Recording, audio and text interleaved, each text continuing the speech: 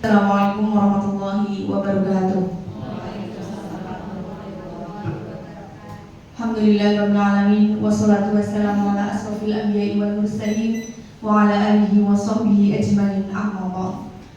Kepada yang terhormat Kepala SD Negeri 1 Gendeng Bapak Darso SPD, kepada yang terhormat calon guru penggerak Angkatan 11 Kabupaten Banyumas Ibu Ulfa Laili SPDI MPD dan juga Ibu Okta Nurlita Purwayudi SPD, serta rekan-rekan guru dari SD Negeri 1 Gendeng yang kami hormati. Pertama-tama marilah kita panjatkan puji syukur kehadirat Allah Subhanahu wa taala yang telah melimpahkan nikmat kepada kita semua sehingga kita bisa berkumpul pada siang hari ini dalam keadaan sehat walafiat. Selanjutnya, salawat serta salam kita curahkan kepada junjungan kita Nabi besar Muhammad Sallallahu Alaihi Wasallam. Semoga kita mendapatkan syafaatnya kelak di yaumul qiyamah. Amin ya rabbal alamin. Susunan acara diseminasi budaya positif calon guru penggerak Angkatan 11 Kabupaten Banyumas Saudari Ulfa Laili SPDI MPD dan juga Saudari Okta Nurlita Purwayudi SPD dari SD Negeri 1 Gendeng. Acara yang pertama pembukaan, acara yang kedua menyanyikan lagu Indonesia Raya, acara yang ketiga sambutan, dan acara yang keempat doa penutup. Marilah kita buka acara pada siang hari ini dengan membaca basmalah bersama. Bismillahirrahmanirrahim. Acara yang kedua menyanyikan lagu Indonesia Raya. Kepada yang bertugas kami silakan. Hadirin dimohon berdiri.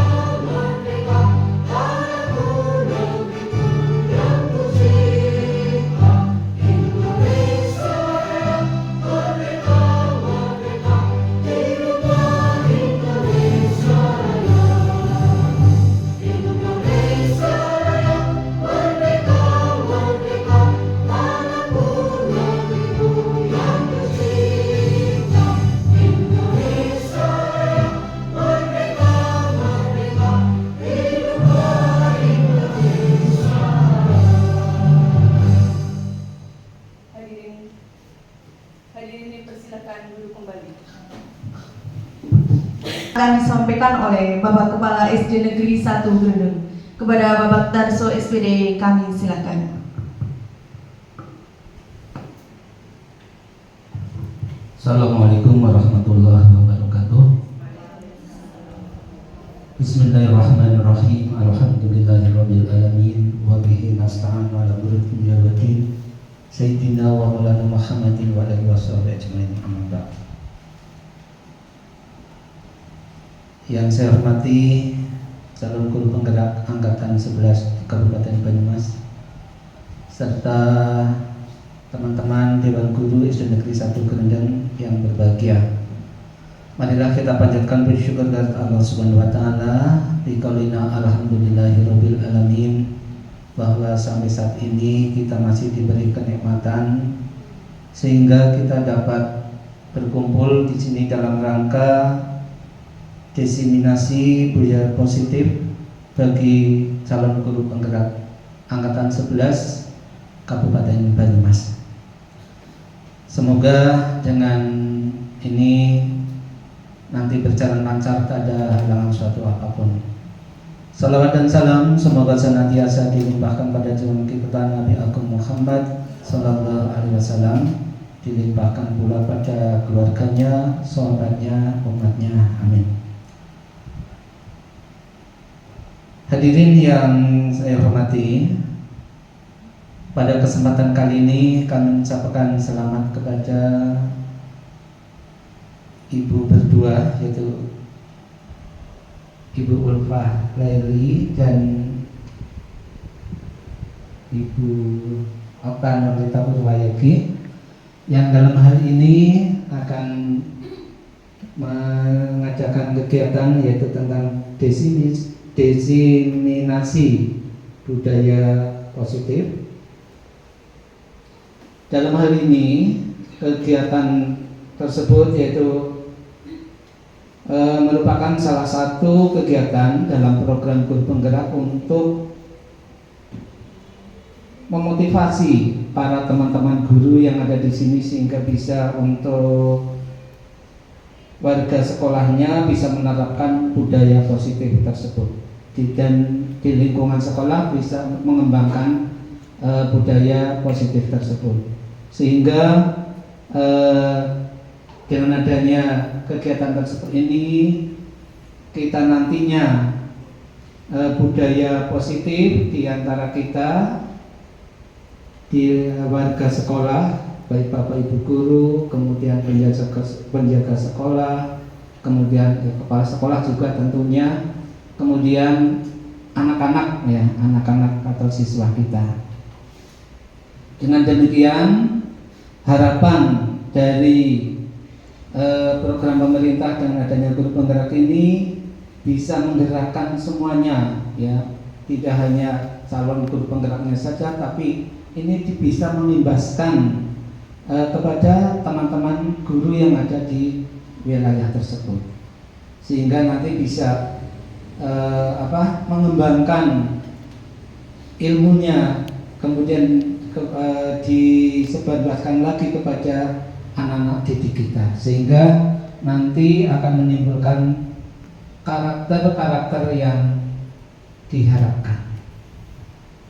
Karena selama ini dengan kemarin adanya pandemi, karakter anak-anak kita betul-betul menurun ya, dengan adanya kita tidak bisa untuk bertatap muka dalam pembelajarannya, sehingga karakter anak didik kita akan menurun ya, sehingga dengan kita sudah luring, sudah tatap muka, sehingga dengan adanya CGP ini diharapkan akan memulihkan ya karakter-karakter yang dulu telah hilang, kita kembalikan lagi.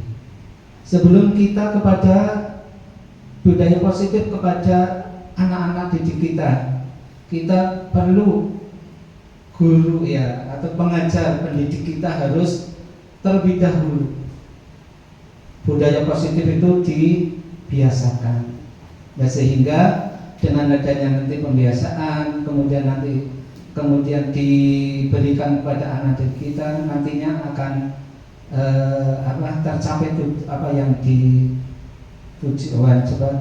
tercapai tujuannya. Jadi yang kita harapkan nanti bisa terwujud. Semoga dengan adanya kegiatan tersebut, apalagi nanti dipelopori ini berdua, bisa di SD Negeri 1 Grendeng ini bisa akan lebih maju lagi. Jadi dari kita nanti oleh dari guru penggerak, kemudian disampaikan pada teman-teman guru, kemudian teman-teman guru nanti bisa menyampaikan pada anak didik kita, sehingga insya Allah beberapa hari ke depan karakter anak-anak kita akan berubah lebih baik lagi. Mudah-mudahan dengan adanya kegiatan ini kita akan tercapai dan apa yang diharapkan oleh pemerintah juga akan segera terwujud. Mungkin itu yang dapat saya sampaikan. Mudah-mudahan kegiatan tersebut berjalan lancar, tak ada halangan suatu apapun. Terima kasih. Wassalamualaikum warahmatullahi wabarakatuh.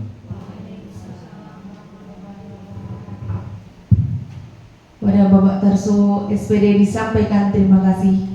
Acara selanjutnya doa penutup yang akan dipimpin oleh Ibu Kusdwiningsih SPD. Kepadanya kami persilahkan.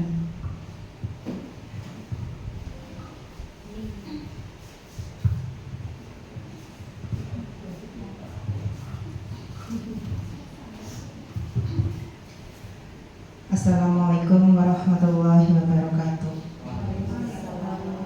Marilah kita berdoa sejenak, memanjatkan pada Allah. Mudah-mudahan apa yang kita inginkan pada hari ini terkabul. Allahumma sholli ala sayyidina Muhammad wa ala ali sayyidina Muhammad. Bismillahirrahmanirrahim.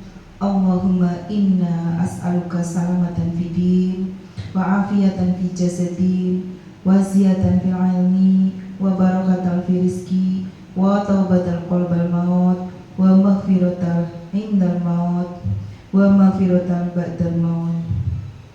Allahumma hafil alaina fi syakaratil maut wa najata minan nar wal afiyal indal hisab. Rabbana la tuzigh qulubana hadai wa hab lana min ladunka rahmah innaka antal wahhab. Rabbana atina fid dunya hasanah wa fil akhirati hasanah wa qina adzabannar. Subhana rabbika rabbil izzati amma yasifun wa salamun alal mursalin walhamdulillahi rabbil alamin. Al-Fatihah.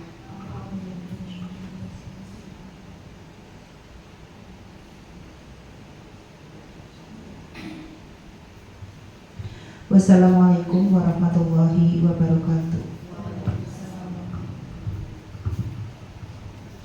Pada Ibu Kusdwiningsih SPD disampaikan terima kasih.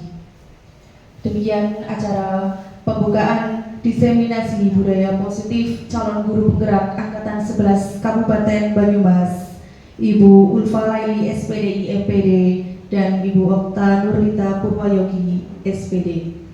Saya sebagai pembawa acara memohon maaf yang sebesar-besarnya apabila terdapat banyak kesalahan. Marilah kita tutup acara pembukaan dengan membaca hamdalah bersama. Wassalamualaikum warahmatullahi wabarakatuh.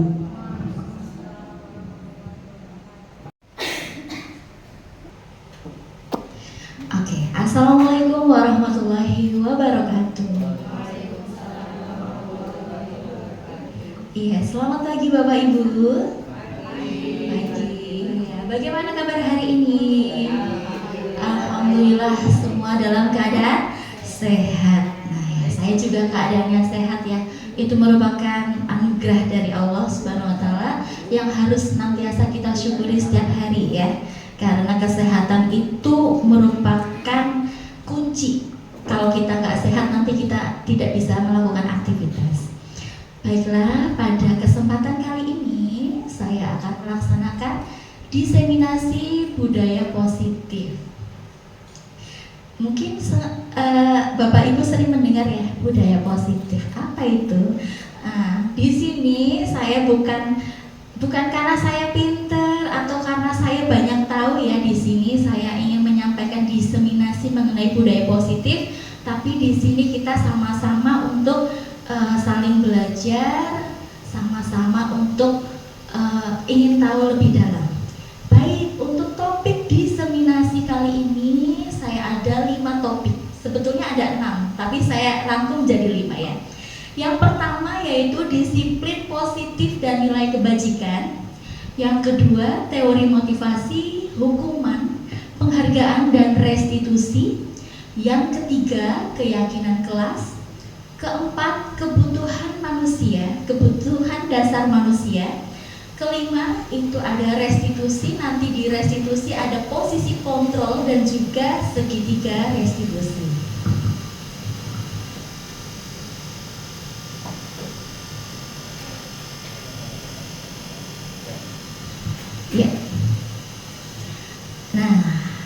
sebelum kita memasuki, saya punya pertanyaan lagi.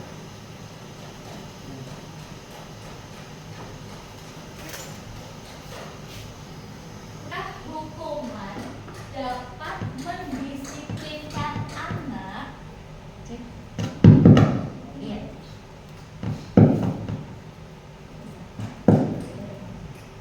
Baik, untuk pertanyaan pemantik pertama, apakah hukuman dapat mendisiplinkan anak?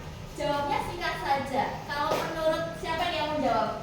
Saya, Bu. Oke, bagaimana Ibu? Apakah hukuman dapat mendisiplinkan anak? Menurut pendapat saya bisa dapat. Dapat ya Ibu ya? Oke, terima kasih atas jawabannya Bu Ulfa. Lalu kita ke pertanyaan pemantik kedua. Apakah pemberian hukuman dengan hal positif seperti membaca atau membersihkan halaman sekolah dapat meningkatkan kedisiplinan anak? Silahkan dijawab dengan jawaban yang singkat saja. Silahkan. Bisa. Oke, bagaimana Ibu? Ya, bisa. Oh, bisa, baik. Yang ketiga, apakah memberikan penghargaan dapat meningkatkan motivasi belajar anak? Nah, ini nanti akan kita pelajari ya. Nanti kita akan pelajari ini semua dalam diseminasi budaya positif kali ini.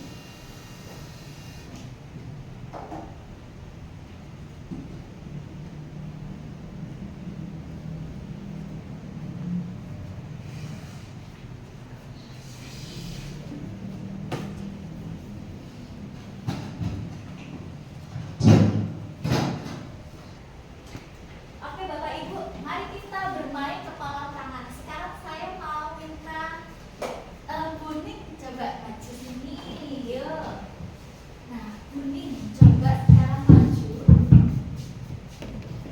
Buning maju. Ini saya mau punya sesuatu untuk Buning. Buning harus pegang sesuatu yang saya kasih. Tidak boleh dibuka kepala tangannya, walaupun dirayu, dibujuk dengan cara apapun. Coba dibuka dulu tangannya. Ini saya kasih hop kepala. Oke, satu aja nggak apa-apa. Ya, walaupun dirayu, walaupun dibujuk, jangan membuka. Oke, baik. Bu Yus, coba bisa nggak bukakan kepala tangannya Buning dengan cara apapun.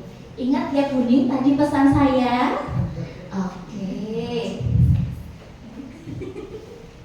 Bismillahirrahmanirrahim. Buning, cantik, tolong dibukakan kepalanya ayah. Satu miliar. Kurang banyak. Nanti bisa untuk naik haji. Uangnya sendiri saja. Buning, suami di rumah, hati-hati. Ayo dibuka sayang.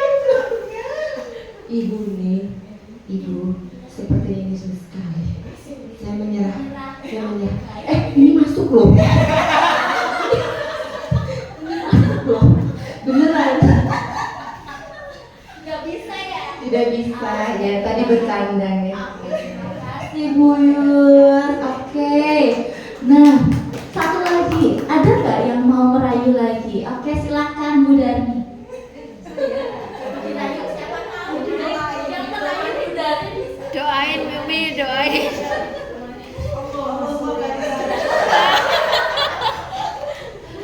Ayat kursi ayat kursi. Kursi. Ada apanya jualannya Mbak? Ada dagingnya. Kasih sejuta. Semiliar aja gak mau, apalagi sejuta. Apa bakso itu lotus? Iya, coba yuk. Ini loh kokunya ini coba kita lihat dulu ini loh. Bagus kan? Enggak kan belum dilihat coba.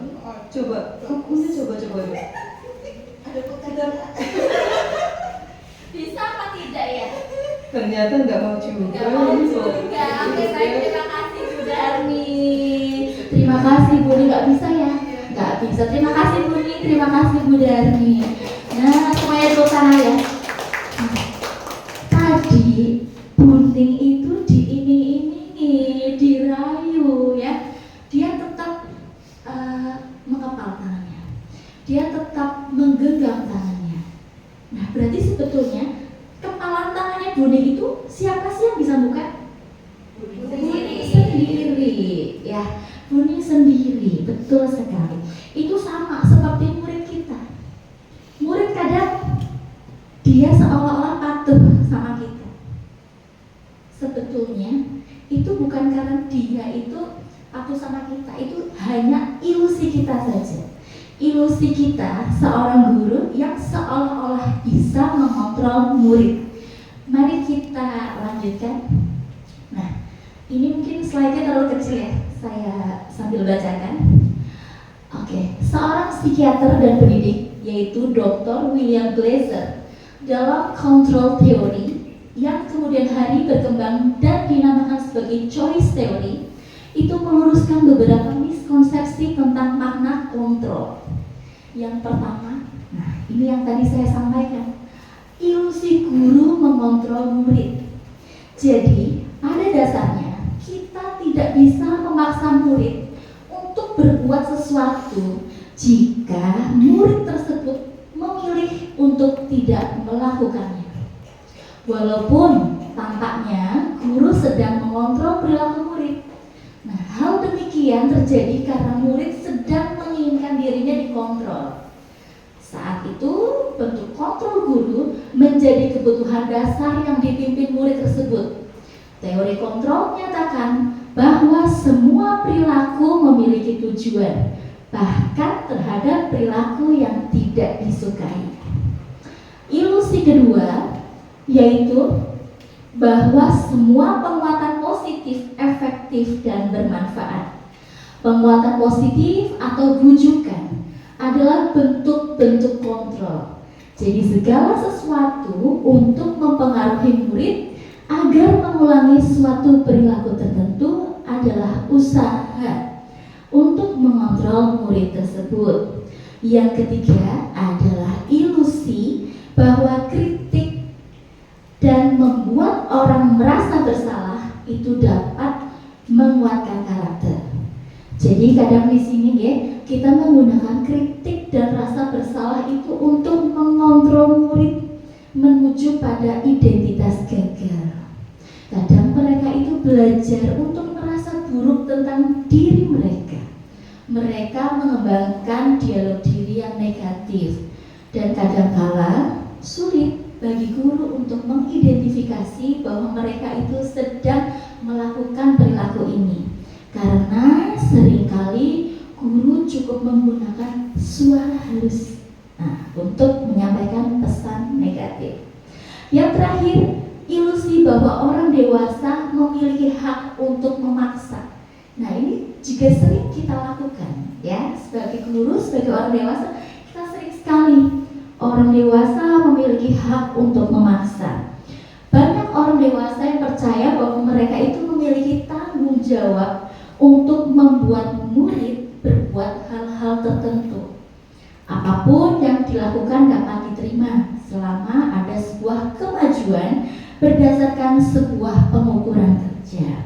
Nah, pada saat itu orang dewasa akan menyadari bahwa perilaku memaksa tidak akan efektif untuk waktu jangka panjang dan sebuah hubungan permusuhan nantinya akan terbentuk. Nah, ini saya punya pertanyaan pemantik lagi. Menurut Bapak Ibu ya, apa makna dari kata disiplin? Ya, siapa yang akan menjawab nih? Oke, silahkan Bu Yus.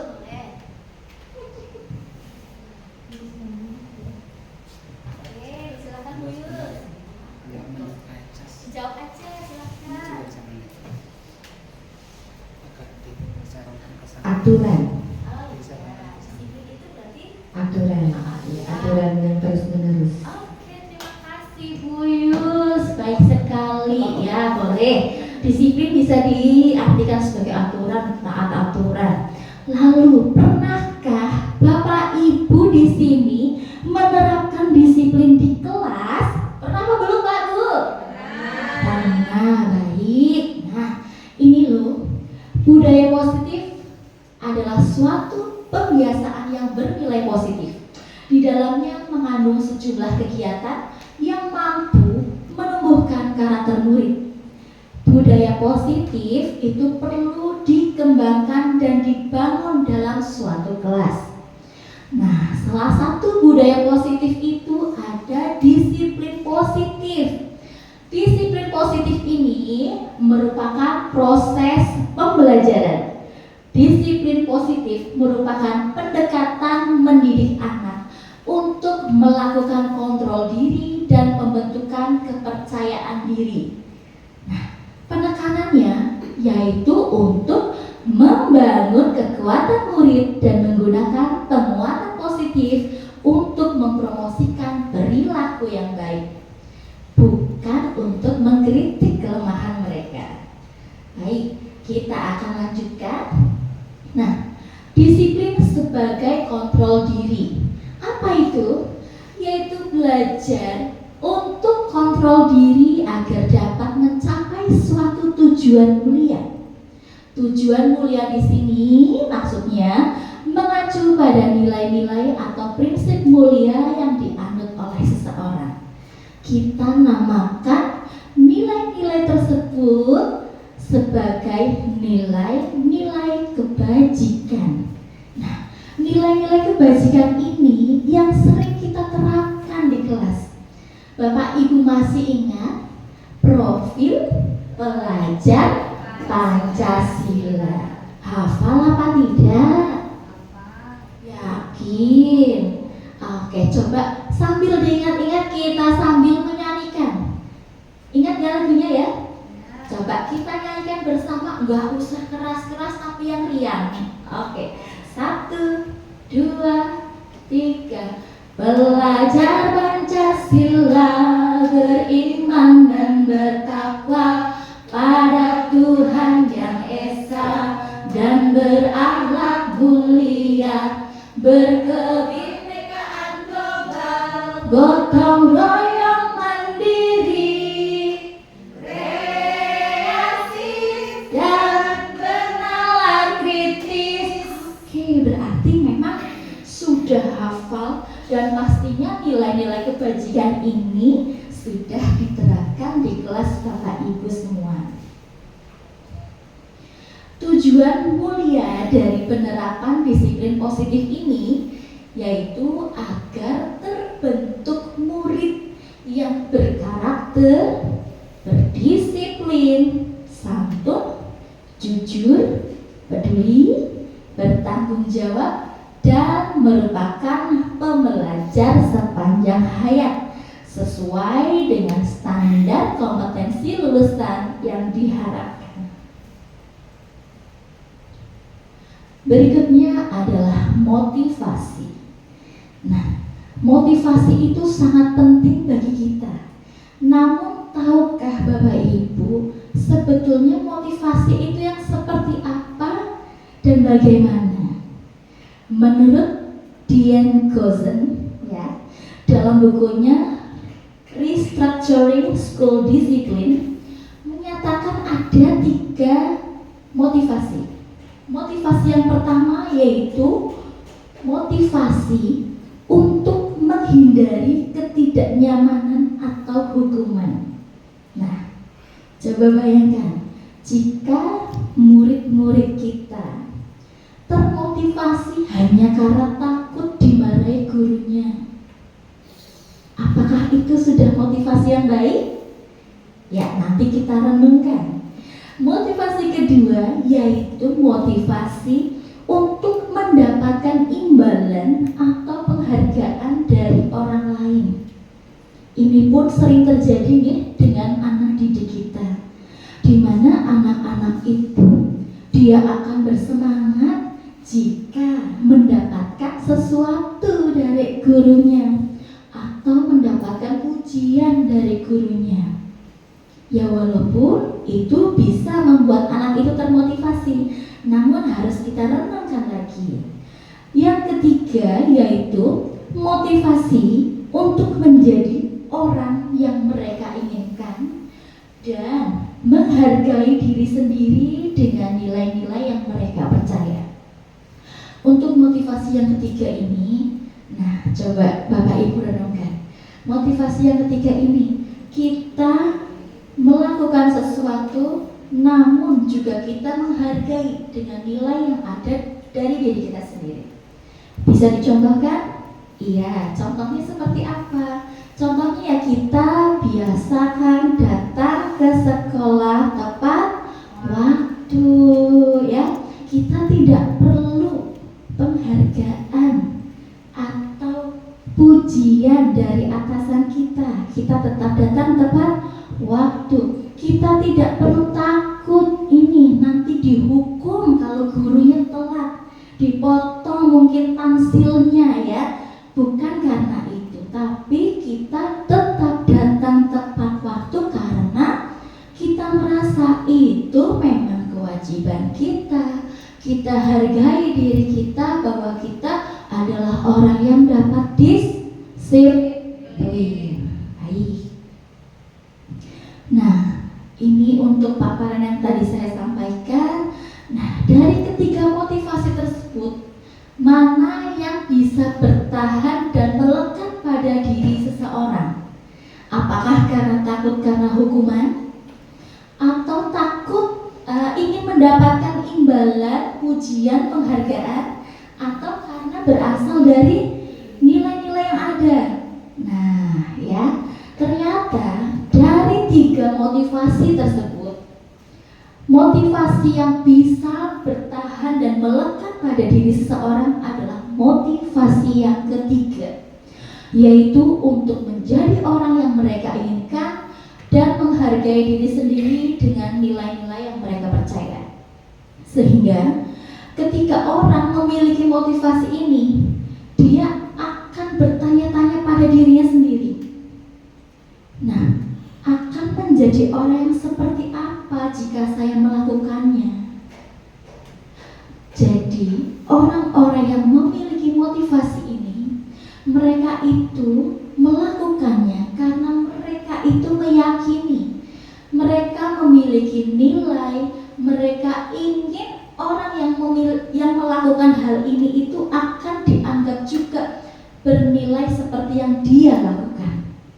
Sehingga motivasi ini adalah motivasi yang akan membuat seseorang memiliki disiplin positif, karena motivasinya itu berperilakunya itu bersifat internal dari dirinya sendiri, bukan eksternal. Nah, saya punya pertanyaan lagi. Apa yang Bapak Ibu lakukan jika ada murid yang melanggar peraturan? Oke, silakan bisa dijawab Bu Linda. Kalau ada murid yang melanggar peraturan, Bu Linda mau ngapain? Mau bilangin anaknya, menegur. Oke, baik. Kalau Bu Linda tadi menegur, oke. Pertanyaan kedua, apakah memberikan hukuman, konsekuensi, atau restitusi? Ya, coba bisa dijawab oleh Ibu Retno. Kalau anaknya melanggar peraturan, Bu Retno mau kasih apa? Hukuman, konsekuensi, atau restitusi? Konsekuensi. Oke, baik, terima kasih untuk jawabannya. Nah, ini sering terjadi ya, sering terjadi. Ada murid kita yang melanggar peraturan. Nah, maaf, saya contohkan. Ini ada sebuah ilustrasi, ini untuk gambaran kita semua. Ilustrasinya seperti ini. Iva itu seorang murid. Dia kurang menguasai pelajaran matematika, sehingga pada saat pelajaran tersebut berlangsung, dia lebih banyak berdiam diri atau menggambar di buku pelajarannya. Pada saat itu, guru matematikanya namanya Pak Seno menanyakan pertanyaan Iva menjadi gugup dan tak sengaja menjatuhkan tasnya dari kursi, serta tiba-tiba menjadi gagap pada saat berupaya menjawab.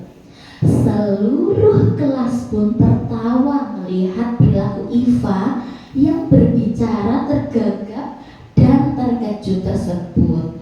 Nah, Pak Seno pada saat itu membiarkan teman-temannya Iva ini untuk mentertawakan Iva yang tergagap dan malu luar biasa. Dan Pak Seno ini malahan minta Iva untuk maju ke depan, berdiri di depan kelas sambil menunjuk hidungnya karena tidak bisa menjawab pertanyaan Pak Seno.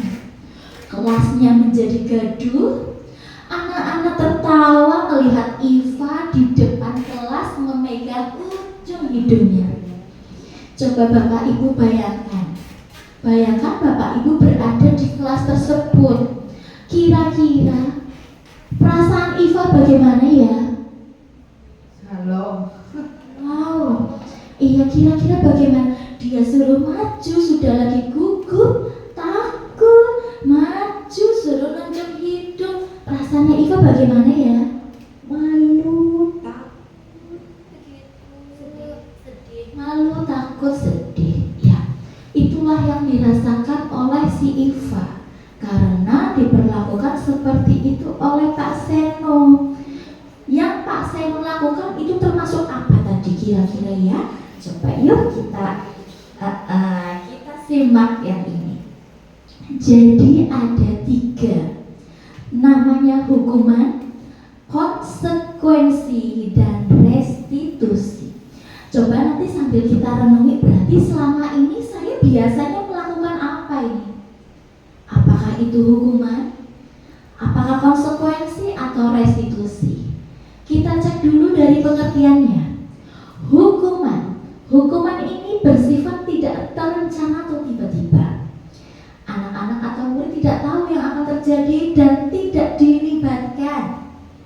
Hukuman biasanya berasal dari satu arah, yaitu dari gurunya, ya. Lalu yang menerima adalah muridnya, dan itu tanpa melalui suatu kesepakatan. Hukuman yang diberikan bisa berupa hukuman fisik maupun psikis, sehingga kadang itu murid akan merasa disakiti oleh perbuatan atau kata-kata yang berasal dari hukuman. Sedangkan konsekuensi itu adalah yang sudah terencana atau sudah disepakati dengan murid. Biasanya konsekuensi ini disusun oleh murid dan gurunya. Jadi di sini muridnya sudah tahu kalau saya berbuat seperti ini, maka saya akan seperti ini. Sehingga murid akan tahu konsekuensi yang akan dia terima jika dia melanggar sesuatu. Begitu ya? Sampai di sini paham ya? Nah, pada konsekuensi murid tetap dibuat tidak nyaman untuk jangka waktu yang pendek.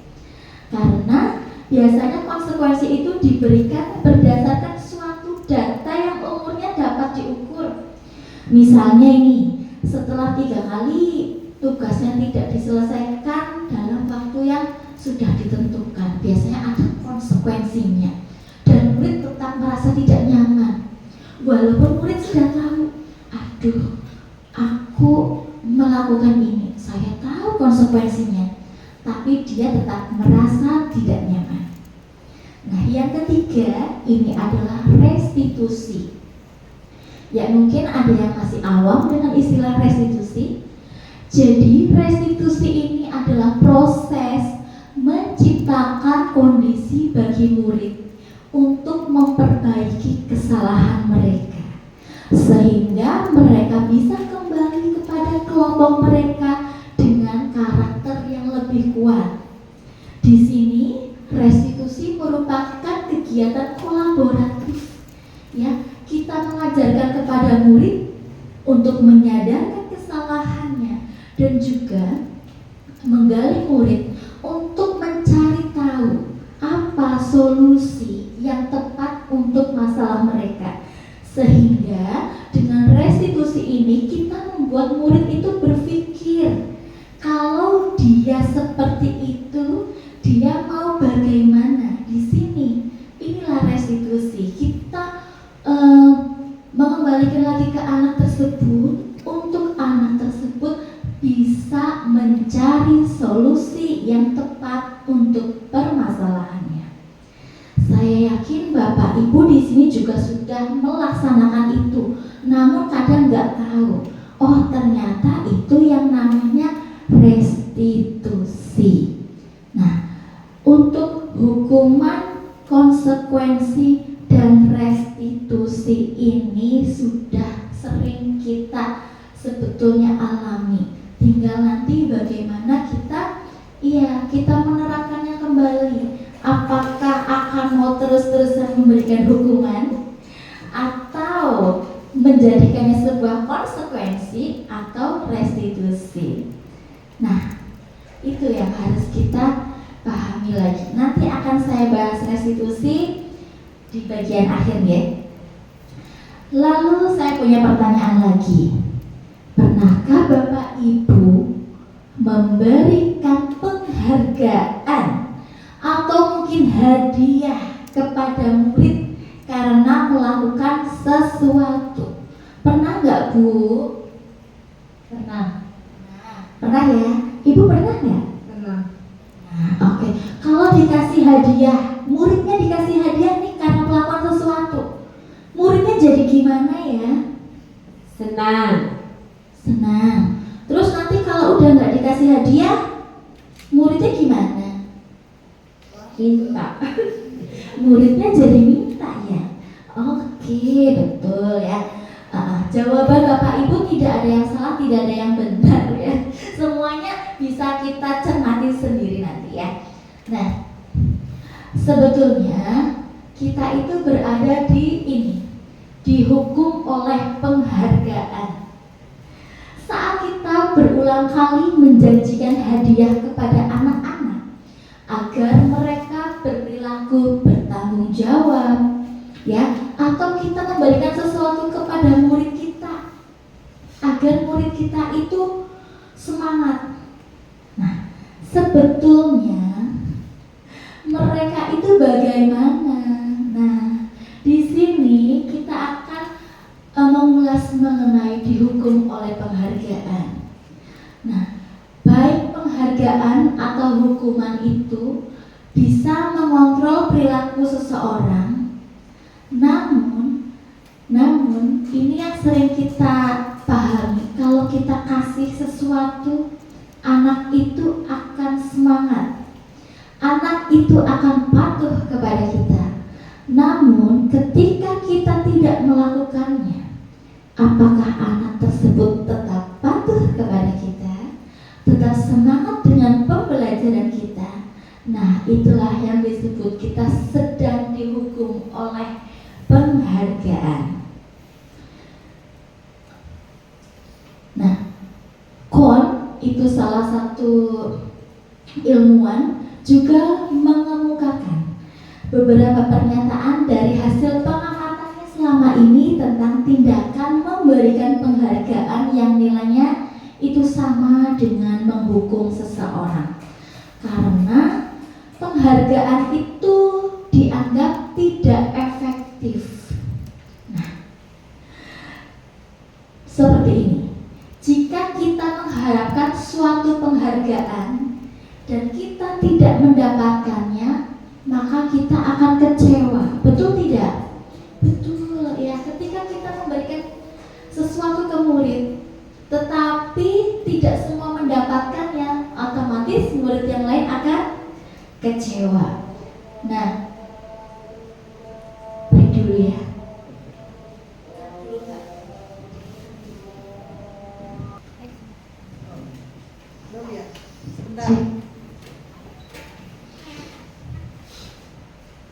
Iya, kita mulai ya. Jadi jika kita memberikan seseorang atau murid kita ya berupa penghargaan atau barang, maka kita harus terus-menerus memberikan penghargaan itu atau hadiah itu jika kita ingin orang tersebut itu menentukan perilaku yang kita inginkan.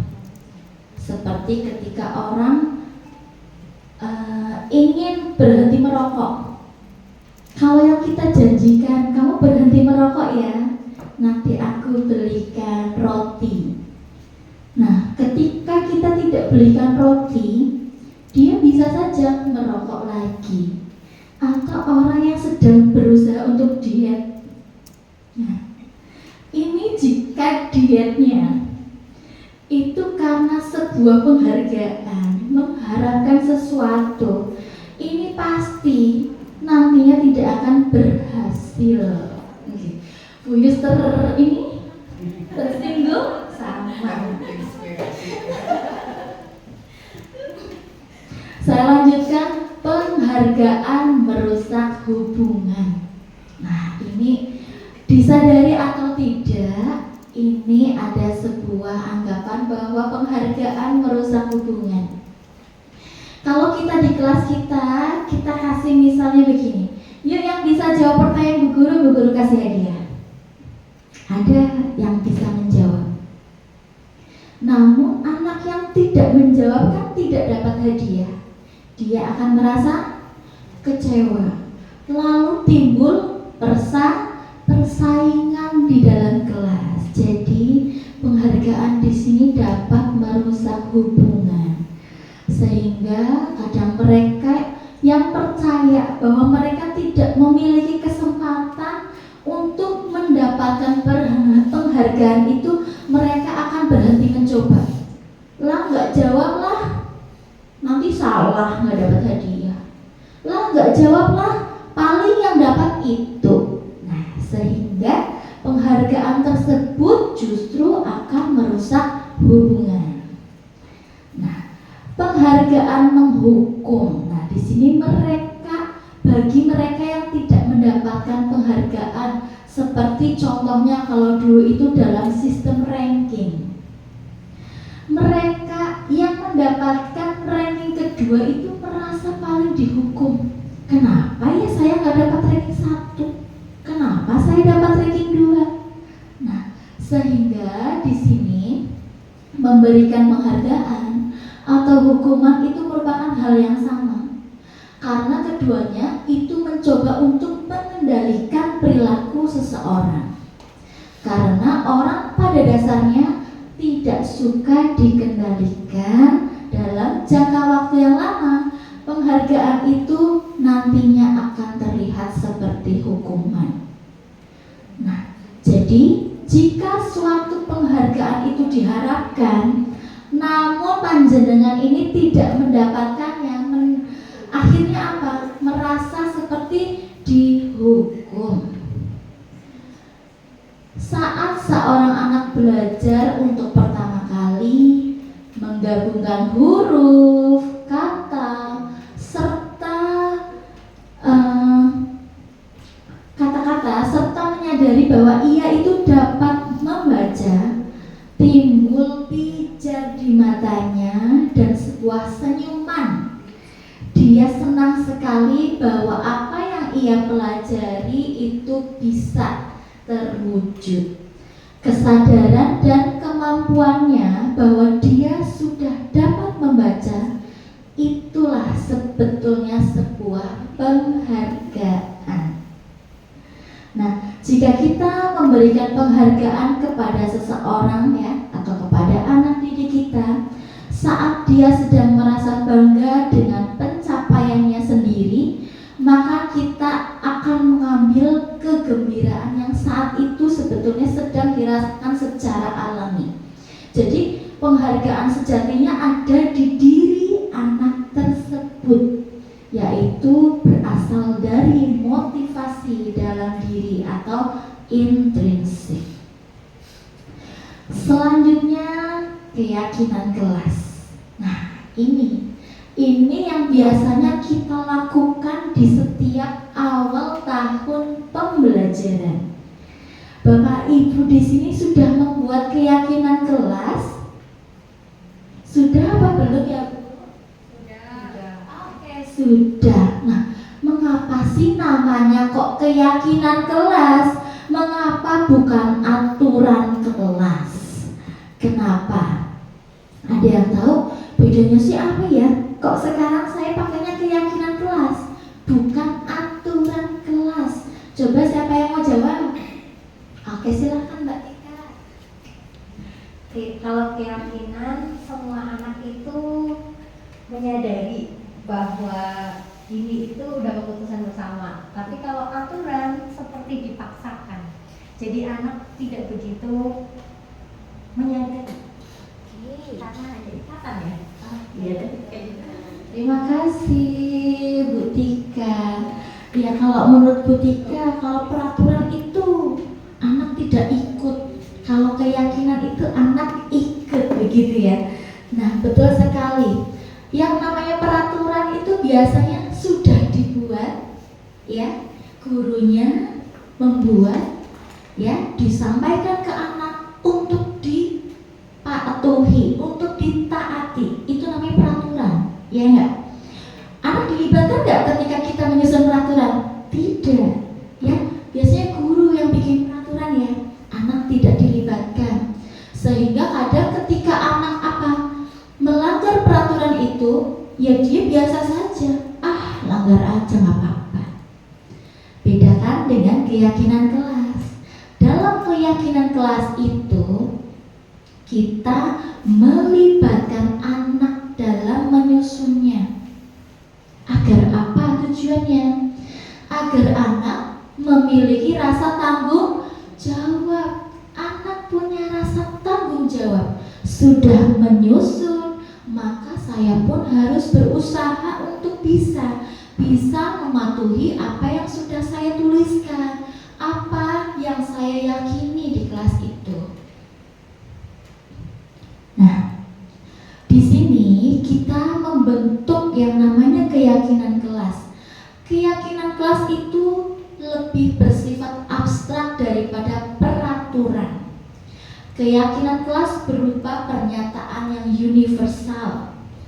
Di sini pembuatan keyakinan kelas menggunakan bentuk positif. Biasanya keyakinan kelas itu tidak banyak, menggunakan kalimat simpel yang mudah diingat, mudah dipahami oleh warga kelas. Nah, sehingga keyakinan kelas itu akan mudah untuk diterapkan. Semua warga kelas itu ikut berkontribusi dalam menyusunnya. Nah, di sini jika kita tidak melibatkan anak dalam menyusun keyakinan kelas, maka akan sulit juga anak tersebut mau menaatinya. Di sini saya contohkan keyakinan kelas. Nah, Bu Guru contoh Bu Guru. Saya contohkan untuk ini ya, keyakinan kelas 5 misalnya. Selalu bersikap positif, senantiasa menjadi diri terbaik, percaya dan menghormati orang lain, ya. Senantiasa membantu, saling menghormati, saling menjaga kebersihan. Itu merupakan keyakinan kelas. Dan ingat, kita menyusunnya bersama siapa? Ya, bersama murid kita, bersama dengan yang akan menerapkannya. Keyakinan kelas berarti seluruh warga kelas ikut berkontribusi. Nah, jika sudah ikut berkontribusi, maka anak-anak pun akan terikat, akan punya tanggung jawab untuk menerapkannya. Nah, di sini anak-anak itu juga punya kebutuhan dasar yang harus dipenuhi. Ada 5 kebutuhan dasar anak-anak, ya, 5 kebutuhan dasar murid. Di mana jika kita ingin membangun yang namanya budaya positif, kita harus tahu dulu apa saja kebutuhan dasar murid. Nah, untuk membangun budaya positif dengan lingkungan yang aman dan mendukung murid untuk menjadi pribadi yang berdaya, seimbang, dan bahagia, salah satu upaya yang dapat dilakukan guru adalah dengan memahami kebutuhan dasar yang mendasari perilaku. Itu merupakan salah satu kutipan dari Ki Hajar Dewantara yang filosofinya selalu kita gunakan dalam membimbing murid kita. Seluruh tindakan manusia memiliki tujuan tertentu, yakni untuk memenuhi kebutuhan dasarnya. Jadi ketika kebutuhan dasar murid telah terpenuhi dengan penuh dan memadai, maka nantinya murid itu akan tumbuh dengan seimbang dan bahagia. Ya, kita lanjut. Ini ada 5 dasar kebutuhan murid. Apa saja? Yang pertama merupakan kebutuhan bertahan hidup. Ini adalah kebutuhan yang bersifat fisiologis. Ya, untuk bertahan hidup, murid itu perlu apa? Ya, perlu kesehatan, perlu makanan, perlu seragam, perlu tempat tinggal, ya, perlu tempat belajar dengan nyaman. Itu adalah kebutuhan untuk bertahan hidup. Tidak mungkin seorang murid kelaparan, dia akan konsentrasi untuk belajar. Sama seperti kita Bapak Ibu, ketika badan kita tidak fit, tidak sehat, maka untuk beraktivitas pun juga sulit. Nah, itu merupakan kebutuhan dasar untuk bertahan hidup, meliputi kebutuhan makan, kebutuhan minum, kesehatan, ya, seperti itu. Selanjutnya yang kedua adalah kebutuhan cinta dan kasih sayang. Nah, di sini anak akan merasa diterima. Dia akan memiliki rasa diterima. Ya, jika anak tersebut itu sudah dipenuhi kebutuhan cinta dan kasih sayang. Mereka, ini anak-anak yang akrab dengan orang tuanya, itu biasanya mereka sudah penuh dengan kasih sayang, sehingga mereka pun akan belajar dengan riang gembira. Berbeda jika kita punya murid yang, mohon maaf, perhatiannya kurang dari orang tua, ya, terlalu tidak dipedulikan oleh orang tuanya, maka dia akan merasa haus akan kebutuhan ini, kebutuhan cinta dan kasih sayang, sehingga itu nanti akan berpengaruh dalam belajarnya di sekolah. Oleh karena itu, walaupun kita menerima murid kita apa adanya, kita harus mengisi kebutuhan tersebut, mengisi kebutuhan cinta dan kasih sayang kepada murid kita. Kita beri perhatian, kita perlakukan dengan baik. Yang ketiga itu adalah, ya, kebutuhan akan kebebasan. Di sini biasanya anak-anak itu senang yang bebas. Namun di sekolah itu bebas seperti apa? Bebasnya adalah bebas untuk memiliki kesempatan yang sama dengan temannya, untuk memberikan ide, gagasan, menyampaikan pendapat, pilihan, ya, serta dia bebas diberi kesempatan untuk mencoba hal-hal yang baru. Nah, di sini pun, ya, guru punya kebebasan untuk menggunakan metode, model belajar yang menarik untuk muridnya.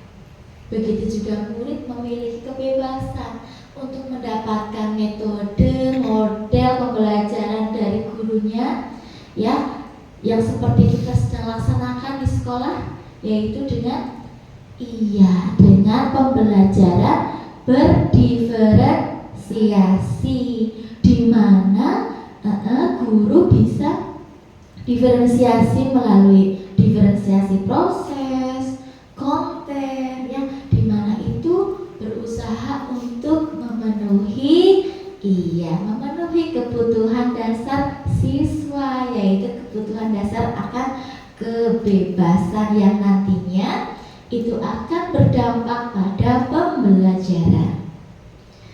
Kebutuhan dasar selanjutnya yaitu penguasaan. Di sini meliputi keinginan untuk dianggap berharga, bisa membuat perbedaan, bisa membuat pencapaian, kompetensi, dia diakui, dia dihormati. Jadi di sini kebutuhan akan penguasaan pun sangat dibutuhkan bagi siswa kita, bagi murid-murid kita, bagaimana dia itu bisa mengikuti pembelajaran dengan baik, dia bisa bergaul dengan temannya, dengan dia diakui, dia dihormati. Dan kebutuhan yang terakhir yaitu kebutuhan kesenangan. Ya, setiap orang pun butuh kebutuhan ini, kesenangan. Kebutuhan untuk mencari kesenangan, bermain, tertawa, itu merupakan kebutuhan dasar bagi murid kita. Ya, mereka itu sangat senang sekali jika bisa tertawa, bermain bersama teman-temannya. Ya, sehingga kebutuhan akan kesenangan pun itu merupakan kebutuhan dasar murid. Ini sangat penting bagi kita sebagai guru untuk mengetahui kebutuhan dasar murid, agar kita itu memahami, kita mengetahui alasan dibalik sikap dan tingkah laku mereka jika suatu saat mereka kok ada perilaku yang tidak baik. Kita jadi tahu, oh, murid saya ternyata kebutuhan ininya belum terpenuhi. Murid saya untuk kebutuhan yang ini belum terpenuhi. Ya, sehingga nanti gurunya tahu, gurunya bisa mengambil tindakan sehingga kelak tidak ada lagi permasalahan yang tidak bisa dipecahkan, semuanya bisa dicari solusinya. Di mana guru itu kan punya banyak peran dalam pembelajaran. Bahkan kita itu ada 5 posisi kontrol. Ada yang tahu sebagai apa saja kira-kira ya? Yuk kita lihat. Nah, 5 posisi kontrol. Di sini ada sebuah pengertian dari Dian Gosen, yaitu dalam pendekatan restitusi itu ada 5 posisi kontrol guru. Yang pertama sebagai penghukum. Nah, ini sering kita lakukan ini. Biasanya kita pernah menjadi penghukum kalau anak sedang melakukan kesalahan atau melanggar peraturan. Nah, ini kata-kata ini biasanya yang mencerminkan kita sebagai penghukum. Patuhi aturan saya atau awas ya. Nah, pernah ya kita mungkin berucap seperti itu? Berarti itu kita dalam posisi penghukum. Nah, ada lagi kata-kata yang mensiratkan seperti itu, kita jadi penghukum. Kamu selalu saja salah. Nah, kalimat seperti itu mengungkapkan kita sedang menjadi posisi penghukum. Nah, kalau kita posisi seperti ini, itu berarti kita itu hanya percaya kalau dengan cara menghukum pendidikan kita akan berhasil. Nah, dengan posisi penghukum biasanya guru menggunakan apa? Nada suaranya tinggi, matanya melotot, gitu ya. Jadi jarinya menunjuk-nunjuk. Nah, ini apa hasilnya jika kita menggunakan posisi penghukum terus? Apa yang terjadi? Nah, kemungkinan murid itu akan punya rasa marah, punya rasa dendam terhadap gurunya. Ya, jadi bukannya menjadi baik, namun jika kita berada di posisi kontrol dan menghukum terus, maka murid itu bisa apa? Bisa tidak menjadi baik, bisa tetap seperti itu, atau bahkan lebih buruk dari kesalahannya itu. Nah, yang kedua ada posisi pembuat merasa bersalah. Biasanya posisi ini itu guru bersuaranya lembut, tapi kata-katanya itu membuat si murid merasa bersalah.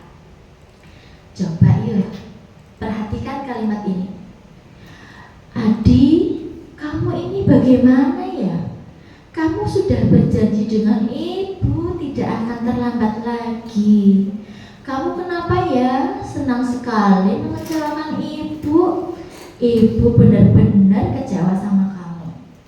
Coba, jika panjenengan menjadi Adi, kira-kira mendengar gurunya seperti itu gimana? Dia jadi merasa kecewa, terus bersalah. Merasa bersalah nggak? Iya, bu gurunya sampai bilang, kamu ini bagaimana ya? Walaupun nadanya rendah, tapi yang diucapkan adalah kalimat yang membuat orang merasa bersalah. Nah, apa perasaan muridnya? Ya, dia akan merasa bersalah. Bersalah sudah mengecewakan gurunya, sehingga dia itu akan merasa jadi orang yang gagal. Nah, kadangkala sikap seperti ini itu lebih berbahaya dari sikap menghukum, karena emosi akan tertanam rapat di dalam, sehingga murid itu kan menahan perasaan. Nah, di sini murid itu akan merasa tertekan, yang bisa juga tiba-tiba ketika sudah lama terpendam dia justru akan meluapkan amarahnya dengan meledak-ledak. Yang ketiga, posisi kontrol sebagai teman. Guru pada posisi ini itu tidak menyakiti murid, namun akan tetap berupaya mengontrol murid melalui pendekatan persuasi. Dalam posisi teman ini, ya, biasanya guru ini menggunakan hubungan yang baik atau humor. Ya, kita sambil bercanda dengan murid kita dengan kalimat seperti ini contohnya. Adik, ayolah, bagaimana sih kamu? Kemarin kamu sudah janji ke bapak bukan? Kenapa kamu terlambat lagi? Nah, sambil humornya ada ya. Jadi di sini kita terapkan posisinya itu sebagai teman. Kalau sebagai teman, biasanya anak didik kita bagaimana? Takut nggak? Enggak ya. Anak didik kita tidak takut. Anak didik kita tetap merasa nyaman. Nah, murid akan merasa senang dan akrab dengan guru yang ini. Ya, ini termasuk dampak positif. Ya, namun ada dampak negatifnya. Muridnya jadi tergantung pada guru tersebut. Jika ada masalah, nanti dia merasa maunya mengandalkan guru itu buat bantu. Nah, itu membuat murid menjadi ketergantungan. Posisi selanjutnya yaitu sebagai posisi pemantau. Yang namanya memantau itu artinya apa sih? Mengawasi, betul. Jadi pada saat kita diawasi, berarti nanti kita akan berusaha sebaik-baiknya gitu ya. Nah, coba kita lihat ya. Nah, di sini sebagai pemantau, guru itu dapat menggunakan sanksi atau konsekuensi. Ya, kita tapi harus dapat memisahkan hubungan pribadi kita dengan murid. ya, karena kita sebagai posisinya pemantau. Contoh, nah, ini ada sebuah percakapan antara guru dengan muridnya dalam posisi pemantau. Guru berkata, "Adi, tahukah kamu jam berapa kita mulai?" Dijawab, "Tahu Pak." "Kamu terlambat 15 menit. Apakah kamu mengerti konsekuensi yang harus dilakukan bila terlambat?" "Paham Pak, saya harus tinggal di kelas pada jam istirahat nanti dan mengerjakan tugas ketertinggalan saya." "Ya benar, nanti pada saat jam istirahat kamu tinggal di kelas untuk menyelesaikan tugas yang tertinggal tadi. Saya tunggu." Jadi di sini dalam posisi pemantau, murid memahami adanya konsekuensi akibat yang telah dia lakukan. Nah, di sini pun posisi guru tidak menunjukkan emosi yang berlebihan, tidak marah-marah, namun juga tidak membuat murid menjadi memiliki rasa bersalah. Ya, di sini murid dibuat dibuat tidak nyaman karena dia harus melakukan konsekuensi yang dia lakukan akibat dari perbuatannya. Nah, di sini ketika terjadi peristiwa seperti ini, guru harus tetap memantau murid walaupun muridnya sudah mau untuk mengerjakan tugas di jam istirahat, namun guru harus tetap memantau, ya, mengawasi muridnya. Dan posisi terakhir ini, posisi kontrol terakhir ini adalah sebagai manajer. Nah, sebagai manajer pasti Bapak Ibu sudah paham di sini. Ini adalah posisi di mana guru berbuat sesuatu bersama dengan murid, mempersilahkan murid untuk mempertanggungjawabkan perilakunya, mendukung murid agar dapat menemukan solusi atas permasalahannya sendiri. Jadi, seorang manajer ini punya keterampilan yang paling baik di antara posisi-posisi yang tadi. Ya, di antara posisi teman, pembuat merasa bersalah, ya, pemantau. Nah, di posisi manajer ini adalah posisi terbaik bagi guru. Ya, dalam posisi manajer ini kita menginginkan murid-murid kita ini dapat, jika ia mempunyai kesalahan, dia dapat menyadari kesalahannya, dia dapat mencari solusi atas kesalahan yang telah dia perbuat. Nah, dalam posisi manajer ini, guru itu berkolaborasi dengan murid. Jadi tidak hanya gurunya saja yang berperan, namun selalu melibatkan murid. Saya contohkan ya. Nah, tadi ada percakapan. Ini pun ada percakapan, namun ini posisinya adalah sebagai manajer. Guru dan Adi. Adi, apakah kamu mengetahui jam berapa sekolah dimulai? Tahu Pak, jam 7. Ya, jadi kamu datang terlambat. Kira-kira bagaimana kamu akan memperbaiki masalah ini? Saya bisa menanyakan teman saya Pak untuk mengejar tugas yang tertinggal. Baik, itu bisa dilakukan. Apakah besok akan ada masalah untuk kamu agar bisa hadir tepat waktu ke sekolah? Tidak Pak, saya bisa hadir tepat waktu. Baik, saya hargai usahamu untuk memperbaiki diri. Nah, kira-kira bagaimana ya perasaannya murid jika diperlakukan seperti ini? Apakah mungkin takut atau bagaimana ya Bu? Senang. Oke, senang ya. Kalau punya guru yang seperti ini bagaimana? Rasanya senang ya? Iya, jadi pada posisi manajer ini, itu gurunya betul-betul tulus, tidak perlu marah, tidak perlu menaikkan suara ya, apalagi kok sampai menunjuk, melotot ya kepada murid, agar murid itu jadi menyesal, murid itu sedih, merasa bersalah, tidak perlu ya. Di sini posisi guru sebagai manajer ini sudah sangat baik ya. Gurunya itu juga melibatkan murid ya, menyampaikan kira-kira bagaimana kamu akan memperbaiki masalah ini. Dengan kalimat ini berarti guru itu melibatkan murid untuk memberikan solusi terhadap masalah yang dia alami sendiri. Nah, begitu ibu-ibu ya. Di sini pun gurunya sudah melaksanakan yang namanya restitusi. Nah, kalau sebelumnya tadi kita sudah bahas ada hukuman, ada konsekuensi, dan ada restitusi. Sebetulnya restitusi itu apa ya? Oke.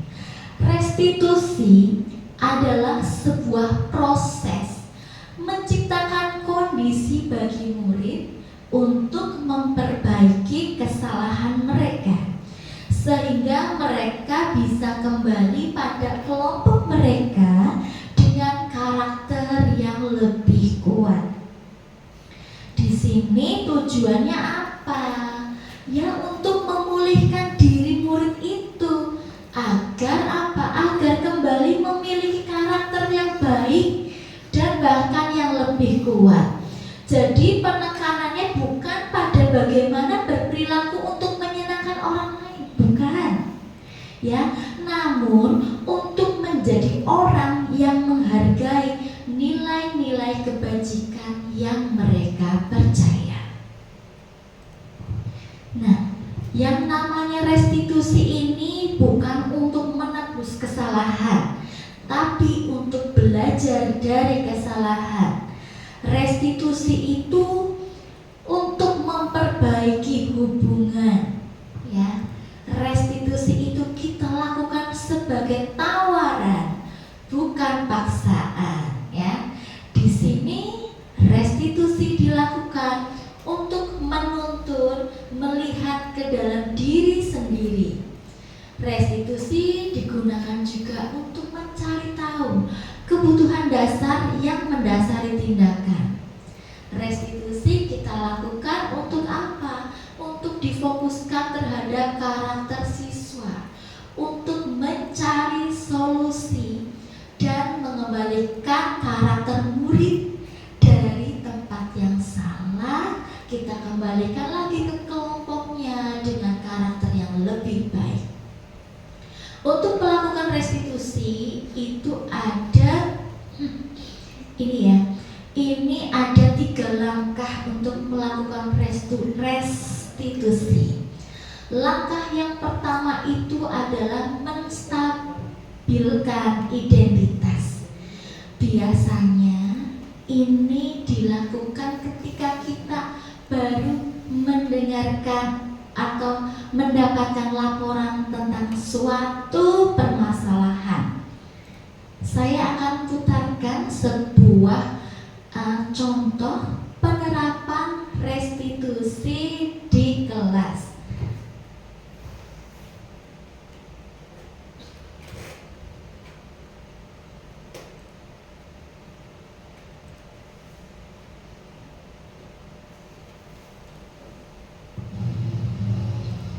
Ya, ini adalah sebuah kasus anak yang sedang mengerjakan ulangan dan menyontek. Terdengar ya suaranya ya?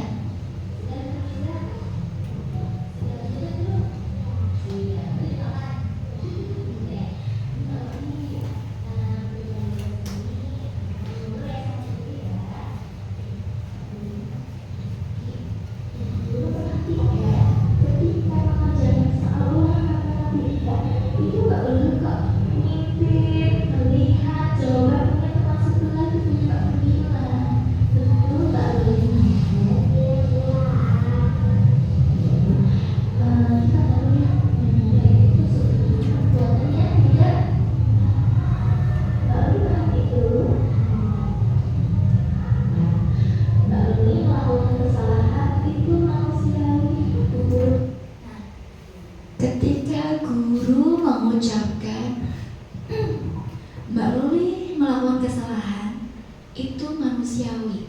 Nah, Bu Guru pun pernah melakukan kesalahan. Jadi di saat ini kita sedang menstabilkan identitas. Saya lanjutkan ya. Pun pernah melakukan kesalahan. Tapi di sini Bu Guru tidak akan mengalahkan Mbak Luli. Di sini kita akan berdiskusi, kita akan saling berbicara untuk menemukan solusi atau pemecahan masalah biar nanti Mbak Luli bisa stabilkan. Kalau boleh Guru tahu nih, alasannya apa kalau Mbak Luli itu sampai nyontek? Pelajarannya susah. Oh, pelajarannya susah. Oke. Ada lagi? Belum belajar. Ini kenapa kok sampai belum belajar? Padahal tahu ya mau ulangan ya. Kenapa sih? Oke. Jadi Mbak Luli bisa membagi ya. Yang namanya biasa itu kewajiban. Mengajarkan ulang juga kewajiban. Mengajarkan ulang itu harus dengan bagaimana? Dengan sungguh-sungguh, dengan sikap yang baik.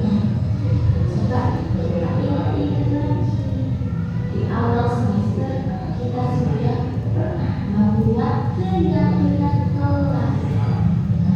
Dalam keyakinan kelas itu ada nilai kebajikan.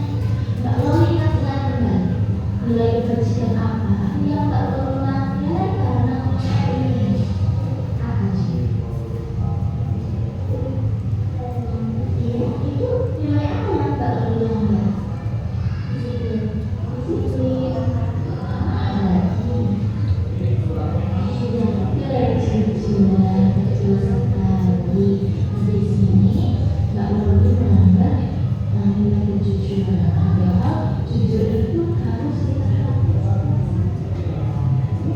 Mbak Loli sudah mengakui, sudah memahami bahwa menulis itu terdapat tidak melakukan. Coba Loli saat ini kira-kira langkahnya apa ya biar Mbak Loli tidak melakukan perbuatan yang tidak jujur itu sudah dilihat dari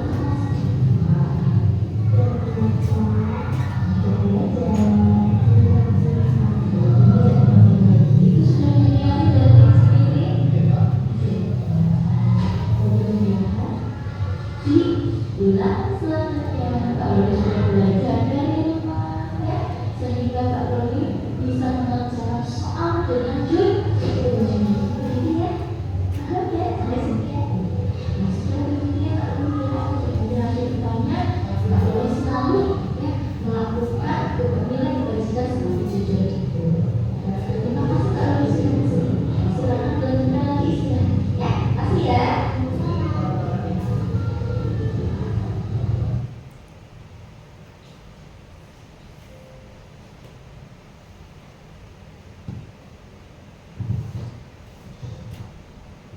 Ya, saya lanjutkan ya. Itu tadi video yang saya putarkan itu merupakan praktek mengenai segitiga restitusi. Segitiga restitusi ini biasanya kita gunakan untuk apa? Untuk memecahkan masalah yang terjadi pada murid kita. Namun kita tidak sendiri, kita libatkan murid kita ini untuk mencari solusinya. Seperti yang tayang dalam video tadi, guru sudah melaksanakan 3 langkah restitusi. Apa saja itu? Yang pertama, menstabilkan identitas, di mana guru itu melakukan memberikan kata-kata yang ya tidak apa-apa, kamu pernah bersalah. Ya, jadi kita stabilkan dulu identitasnya. Kita istilahnya apa ya? Membuat anak itu jadi tidak takut terhadap kita, mau mencurahkan, mau memberikan alasan yang tepat. Nah, selanjutnya kita melakukan validasi tindakan yang salah. Kita tanyai, kita gali alasan mengapa murid kita itu memiliki masalah tersebut. Di sini kita cari tahu, kita gali dengan pertanyaan yang dapat memancing murid kita itu bercerita. Dan yang ketiga itu adalah menanyakan kembali keyakinan yang pernah ia tuliskan atau ia susun di kelas. Kita bisa gunakan keyakinan kelas apa ya yang sudah pernah kita sepakati dulu. Nah, sehingga ketika kita menanyakan keyakinan kelas, diharapkan ya siswa kita sadar akan kesalahannya, sehingga dia tidak ingin mengulanginya kembali.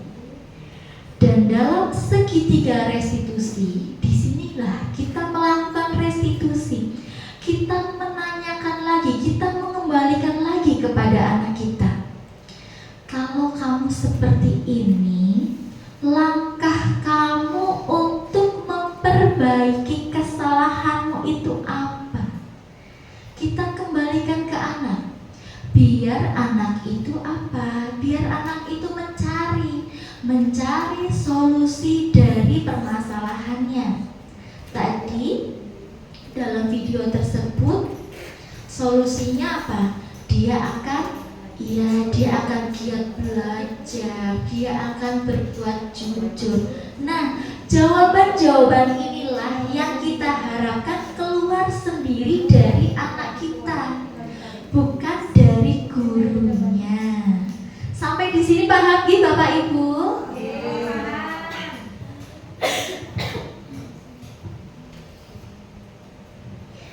Nah, demikian pemaparan budaya positif dari saya.